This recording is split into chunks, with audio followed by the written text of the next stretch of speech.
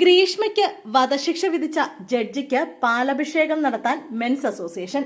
രാഹുൽ ഈശ്വർ ഉദ്ഘാടനം ചെയ്യും. ഷാരോൺ വധക്കേസിൽ പ്രതി ഗ്രീഷ്മയ്ക്ക് വധശിക്ഷ വിധിച്ച ജഡ്ജി AM ബഷീറിന്റെ കട്ടൌട്ടിൽ പാലഭിഷേകം നടത്താൻ ഓൾ കേരള മെൻസ് അസോസിയേഷൻ. നാളെ രാവിലെ 11:30 സെക്രട്ടേറിയറ്റിന് മുന്നിൽ നടക്കുന്ന പരിപാടിയിൽ രാഹുൽ ഈശ്വർ ആയിരിക്കും ഉദ്ഘാടകൻ. അതേസമയം വിധിയെ എതിർത്ത ജസ്റ്റിസ് കമാൽ പാഷയ്ക്കെതിരെയുള്ള പ്രതിഷേധം സംഘടിപ്പിക്കുമെന്ന് സംസ്ഥാന പ്രസിഡന്റ് അജിത് കുമാർ പുറത്തിറക്കിയ പ്രസ്താവനയിൽ പറഞ്ഞു. കഴിഞ്ഞ ദിവസമാണ് ഷാരോൺ വധക്കേസിൽ ഗ്രീഷ്മയ്ക്ക് കോടതി വധശിക്ഷ വിധിച്ചത്. നെയ്യാറ്റിൻകര അഡീഷണൽ സെഷൻസ് കോടതിയാണ് വിധി പ്രസ്താവിച്ചത്. വധശിക്ഷയ്ക്കൊപ്പം 2 ലക്ഷം രൂപ പിഴയും ഗ്രീഷ്മയ്ക്ക് കോടതി വിധിച്ചു.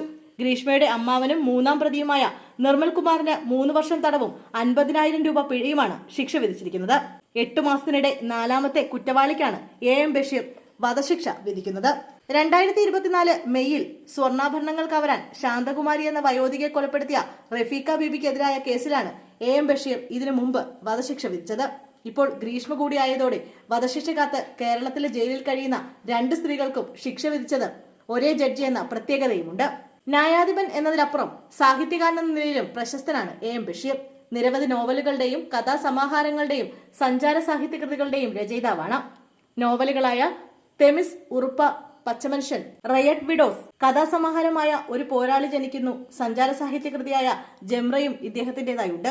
JKS എന്ന കേസ് കസ്റ്റഡിയും പ്രസിദ്ധീകരിച്ചു. തൃശൂർ വടക്കഞ്ചേരി സ്വദേശിയാണ്. അഭിഭാഷകനായിരിക്കെ 2022 ജുഡീഷ്യൽ 1ാം ക്ലാസ് മജിസ്ട്രേറ്റായി നിയമനം ലഭിച്ചു. എറണാകുളം, കോഴിക്കോട്, തിരുവനന്തപുരം, ചങ്ങനാശ്ശേരി, ആലപ്പുഴ, കൊല്ലം കോടതികളിൽ ജോലി ചെയ്തു. ജില്ലാ ജഡ്ജിയായി തിരുവനന്തപുരം, കൊല്ലം എന്നിവിടങ്ങളിൽ പ്രവർത്തിച്ചു. കേരള നിയമസഭ സെക്രട്ടറി ആയിരിക്കെയാണ് നെയ്യാറ്റിൻകര ജില്ലാ സെഷൻസ് ജഡ്ജായി നിയമിതനായത്.